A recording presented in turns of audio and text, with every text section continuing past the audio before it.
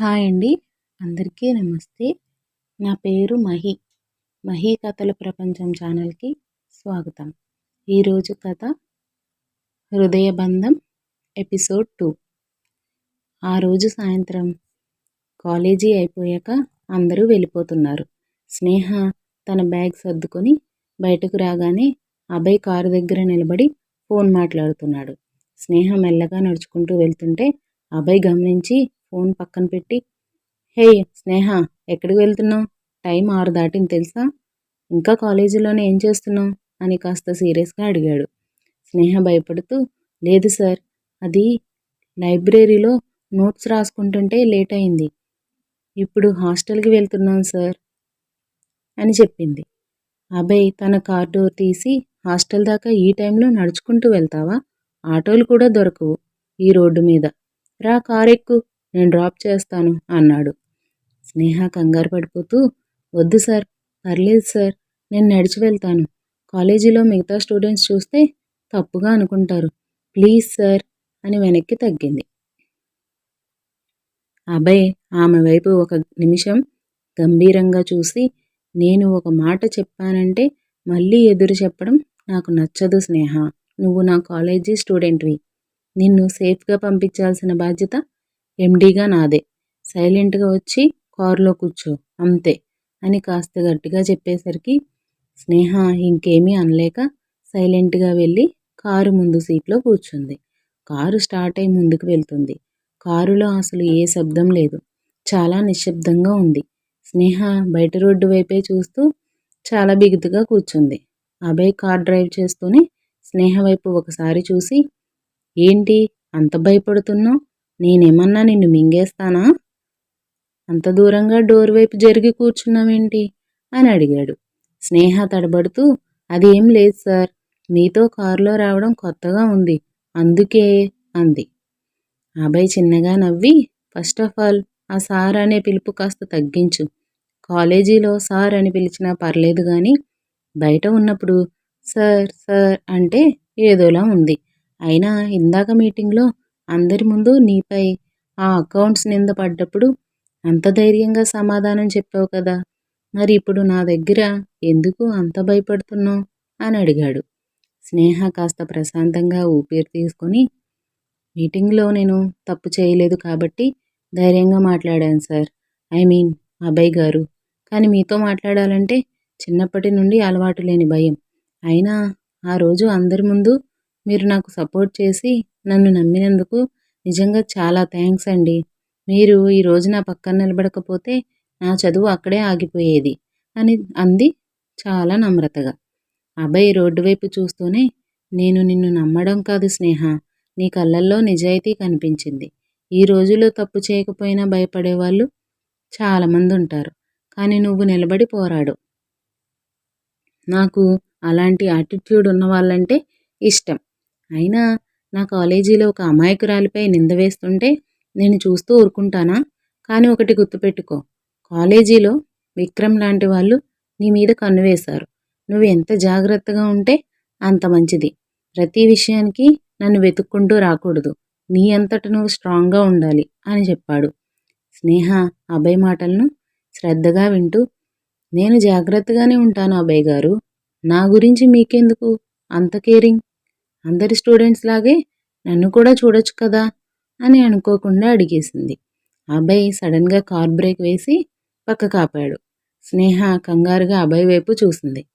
అభయ్ ఆమె కళ్ళల్లోకి నేరుగా చూస్తూ, ఎందుకో నాకు కూడా తెలియదు స్నేహ, కానీ నీకు ఏదైనా కష్టం వస్తే చూస్తూ ఊరుకోలేకపోతున్నాను.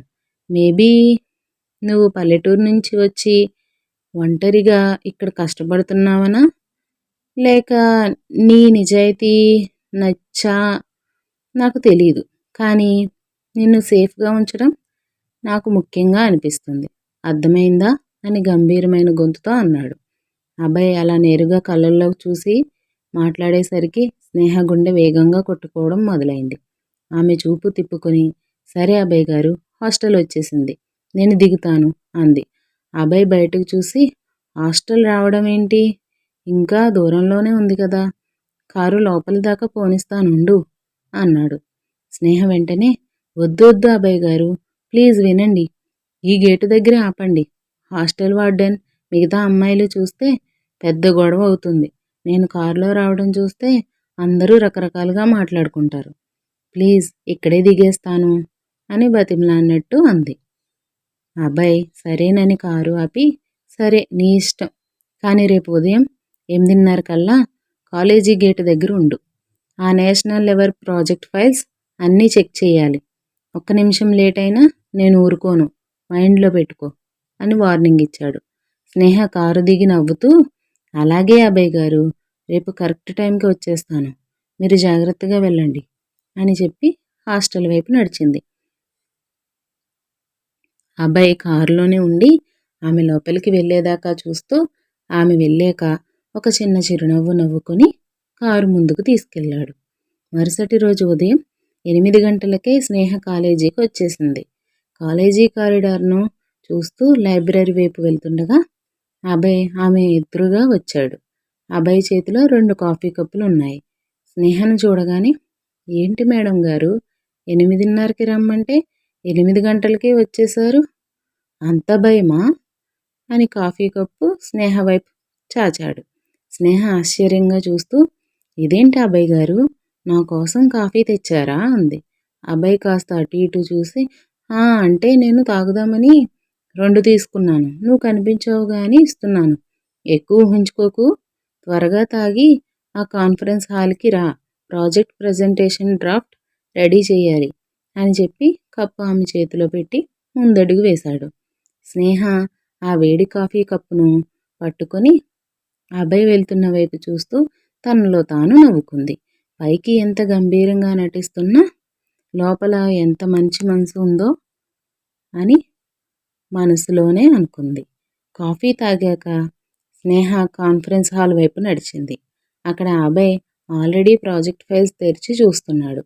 స్నేహ లోపలికి వచ్చి, అభయ్ గారు, ప్రాజెక్ట్ డ్రాఫ్ట్ వర్క్ ఇక్కడ ఉంచాను, ఒకసారి చూడండి అంది. అభయ్ ఫైల్ వైపు చూస్తూ, ఇక్కడ కూర్చో స్నేహ, మనం ఈ ప్రెజెంటేషన్ను చాలా జాగ్రత్తగా ప్లాన్ చేయాలి. ఈ నేషనల్ కాంటాక్ట్ మన కాలేజీకి ఎంత ముఖ్యమో నీకు తెలుసు కదా అన్నాడు. స్నేహ పక్కనే ఉన్న చైర్లో కూర్చుని, తెలుసు అభయ్ గారు, కానీ నేను ఒక సాధారణ స్టూడెంట్ని, ఈ పెద్ద ప్రాజెక్ట్ను నేను సరిగ్గా చేయగలనా అని కాస్త భయంగా అంది. అభయ్ ఫైల్ పక్కన పెట్టి స్నేహ వైపు చూసి, నాకు నీ మీద నమ్మకం ఉంది స్నేహ, నువ్వు చదువులో ఎంత ప్రతిభ చూపిస్తావో నాకు తెలుసు, నీకు ఏదైనా డౌట్ వస్తే నేనున్నానుగా, భయం ఎందుకు అని ధైర్యం చెప్పాడు. అభయ్ మాటల్లోని నమ్మకం చూసి స్నేహ మనసులో కొత్త ఉత్సాహం వచ్చింది.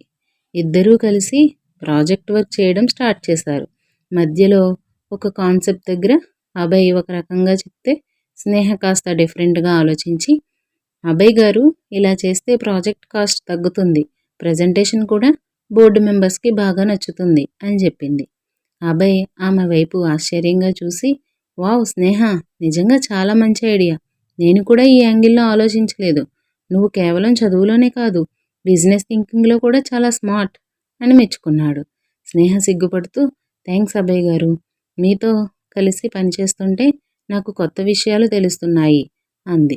అభయ్ చిన్నగా నవ్వి, నా దగ్గర నేర్చుకోవడమే కాదు, నీ దగ్గర నుంచి కూడా నేను నేర్చుకోవాల్సింది చాలా ఉందేమో అని అనడంతో ఇద్దరి మధ్య చిన్న నవ్వులు విరిశాయి. సమయం మధ్యాహ్నం 1 గంట దాటింది. ఇద్దరూ పనిలో పడి టైం చూసుకోలేదు. స్నేహ కడుపులో ఆకలిగా అనిపించడంతో చిన్నగా నిట్టూర్చింది. అభయ్ గమనించి, అయ్యో, సమయం 1:30 అయిపోయింది, ఇంకా లంచ్ చేయలేదా నువ్వు అని అడిగాడు. స్నేహ లేదండి, పని అయిపోయాక క్యాంటీన్కి వెళ్దాంలే అనుకున్నాను అంది.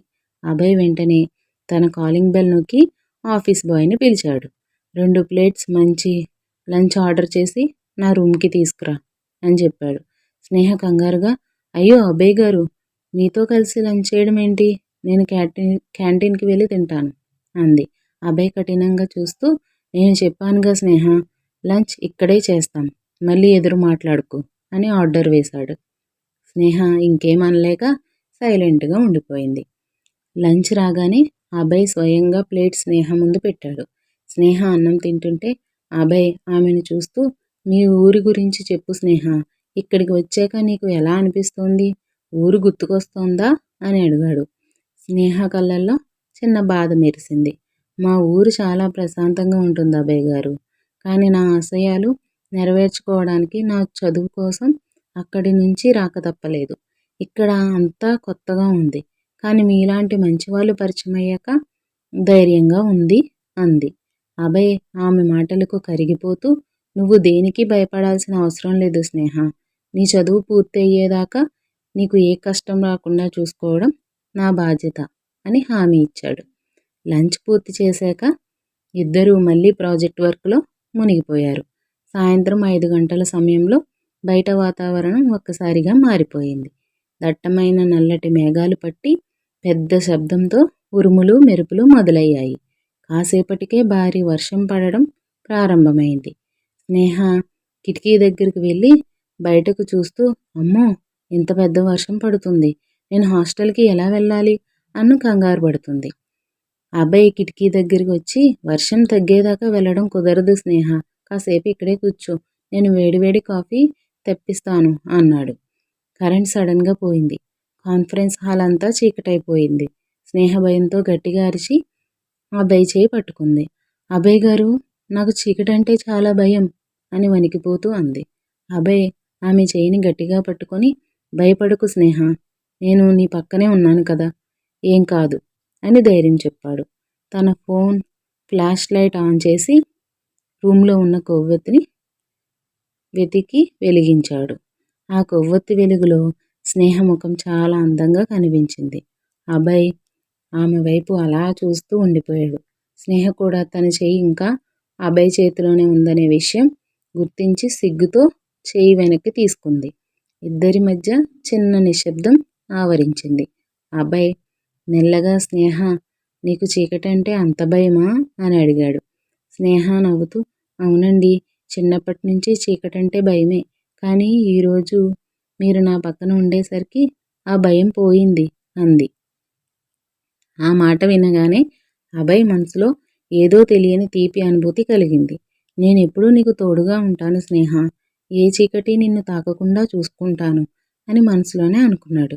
కానీ బయటకు అనలేకపోయాడు. వర్షం కొద్దిగా తగ్గడంతో అభయ్, రా స్నేహ, వర్షం మళ్ళీ ఎక్కువేలా ఉంది, నిన్ను హాస్టల్ దగ్గర డ్రాప్ చేస్తాను అన్నాడు. ఇద్దరూ బయటకు వచ్చి అభయ్ కారులో కూర్చున్నారు. కారు నడుపుతుంటే బయట వర్షపు చినుకులు కారు అద్దాలపై పడుతున్నాయి. రోడ్డు మీద రద్దీ చాలా తక్కువగా ఉంది. అభయ్ మెల్లగా, స్నేహ, రేపు ఆదివారం కదా, నీకేమైనా పనులు ఉన్నాయా అని అడిగాడు. స్నేహ ప్రత్యేకంగా ఏమీ లేవండి, హాస్టల్లోనే ఉంటాను అంది. అభయ్, అయితే రేపు ఉదయం 10 గంటలకు రెడీగా ఉండు, నేను ఒక మంచి ప్రదేశానికి తీసుకెళ్తాను అన్నాడు. స్నేహ ఆశ్చర్యంగా, ఎక్కడికి అభయ్ గారు అని అడిగింది. అభయ్ చిరునవ్వుతో, అది సర్ప్రైజ్, రేపు చెప్తాను, నన్నేమీ అడక్కు అన్నాడు. స్నేహ మనసులో కుతూహలం పెరిగింది. సర్ప్రైజా? ఎండీ గారు నాకు సర్ప్రైజ్ ఇస్తున్నారా అని నవ్వుకుంది. కారు హాస్టల్ గేట్ ముందుకు వచ్చింది. స్నేహ కారు దిగుతూ, థ్యాంక్స్ అభయ్ గారు, ఈరోజు చాలా హెల్ప్ చేశారు అంది. అభయ్, గుడ్ నైట్ స్నేహ, రేపు ఉదయం కలుద్దాం అని చెప్పి వెళ్ళిపోయాడు. స్నేహ హాస్టల్ రూమ్కి వెళ్ళి బెడ్పై పడుకున్నాక కూడా అభయ్ ఆలోచనలే ఆమె మనసులో మెదిలాయి. అభయ్ చూపించిన కేరింగ్, తనను కాపాడిన విధానం, కాఫీ ఇవ్వడం, కొవ్వొత్తి వెలుగులో అతని చూపులు అన్నీ ఆమెను పరవశింపజేశాయి. అభయ్ గారు పైకి కఠినంగా కనిపిస్తారు కానీ ఆయన మనసు వెన్న అని అనుకుంటూ నిద్రలోకి జారుకుంది. మరోవైపు విక్రమ్ తన రూమ్లో మద్యం తాగుతూ కోపంతో ఊగిపోతున్నాడు. తన మనుషులు వచ్చి, సార్, ఈరోజు రోజంతా అభయ్ స్నేహ ఇద్దరు ఆఫీస్లోనే ఉన్నారు. ఇద్దరి మధ్య ఏదో ప్రేమానురాగాలు పెరుగుతున్నట్టు ఉంది అని చెప్పేసరికి విక్రమ్ గ్లాస్ను నేలకేసి కొట్టాడు. ఆ పల్లెటూరు దాన్ని అభయ్కి దూరం చేయకపోతే నా ప్లాన్స్ అన్నీ నాశనం అవుతాయి, ఆమెను వెంటనే ఇక్కడి నుండి పంపించేయాలి అని రగిలిపోయాడు. విక్రమ్ తన ఫోన్ తీసి స్నేహ ఊరిలో ఉన్న విక్రాంత్కి ఫోన్ చేశాడు. ఏయ్ విక్రాంత్, నీకు కావలసిన స్నేహ ఇక్కడ హైదరాబాద్లో అభయ్ అనే కాలేజ్ ఎండీతో తిరుగుతుంది. నువ్వు వెంటనే నీ మనుషులతో వచ్చి ఆమె తండ్రి సుభద్రయ్యను వెంటబెట్టుకుని కాలేజీ ముందు రచ్చ చెయ్యి, ఆమెను లాక్కెళ్ళిపో అని రెచ్చగొట్టాడు. విక్రాంత్ కోపంతో రేపే హైదరాబాద్ వస్తున్నాను, ఆమెను ఎలా అయినా తీసుకుపోతాను చూడు అని చెప్పాడు. మరుసటి రోజు ఉదయం 10 గంటలకు అభయ్ తన కారులో హాస్టల్ బయట వచ్చి ఆగాడు. స్నేహ ఒక అందమైన సింపుల్ చుడిదార్ వేసుకుని బయటకు వచ్చింది. అభయ్ ఆమెను చూడగానే ఒక్క క్షణం చూపు తిప్పుకోలేకపోయాడు. స్నేహ కారు ఎక్కి ఎక్కడికి వెళ్తున్నాం సార్, ఐ మీన్ అభయ్ గారు అని అడిగింది. అభయ్ చెప్పానుగా సర్ప్రైజ్ అని, కాసేపట్లో నీకే తెలుస్తుంది అని కారు ముందుకు పోనిచ్చాడు. కారు నగరం చివరన ఉన్న ఒక ప్రశాంతమైన అనాథ శరణాలయం ముందు ఆగింది. స్నేహ ఆశ్చర్యంగా ఇక్కడికా అంది. అభయ్ అవును స్నేహ, నా జీవితంలో నాకు బాగా ప్రశాంతతనిచ్చే ప్రదేశం ఇది. ఇక్కడ పిల్లలతో గడిపితే నా బాధలన్నీ మర్చిపోతాను. నీకు నాలోని ఈ కోణాన్ని కూడా చూపించాలని ఇక్కడికి తెచ్చాను అన్నాడు. ఇద్దరూ లోపలికి వెళ్ళగానే చిన్నపిల్లలందరూ అభయన్నా అభయన్నా అని పరిగెత్తుకుంటూ వచ్చి అతని చుట్టూ చేరారు. అభయ్ పిల్లలతో నవ్వుతూ ఆడడం, వాళ్లకు చాక్లెట్స్ ఇవ్వడం చూసి స్నేహ నిశ్చేష్టురాలైంది. బయట ప్రపంచానికి కోపిష్టి ఎండిగా కనిపించే అభయ్ లోపల ఎంతటి దయామయుడో చూసి ఆమె కళ్ళల్లో ఆనంద బాష్పాలు సుడులు తిరిగాయి. అభయ్ ఒక చిన్న పాపను ఎత్తుకుని స్నేహ వైపు చూసి నవ్వి, ఏంటి స్నేహ అలా చూస్తున్నావు అని అడిగాడు. స్నేహ ముసిముసి నవ్వులు నవ్వుతూ, మీలో ఇంత మంచి మనిషి ఉన్నాడని నాకు ఈరోజే తెలిసింది అభయ్ గారు అంది. ఇద్దరి మధ్య ప్రేమ చిగురిస్తున్న ఆ క్షణంలోనే వారి జీవితాలను మార్చేసే ఒక పెద్ద ముప్పు కాలేజీ వైపు దూసుకొచ్చింది. ఈ కథ మీకు నచ్చితే ప్లీజ్ లైక్ చేయండి, షేర్ చేయండి, సబ్స్క్రైబ్ చేసుకోండి. మీ అభిప్రాయాన్ని కామెంట్ రూపంలో తెలియచేయండి.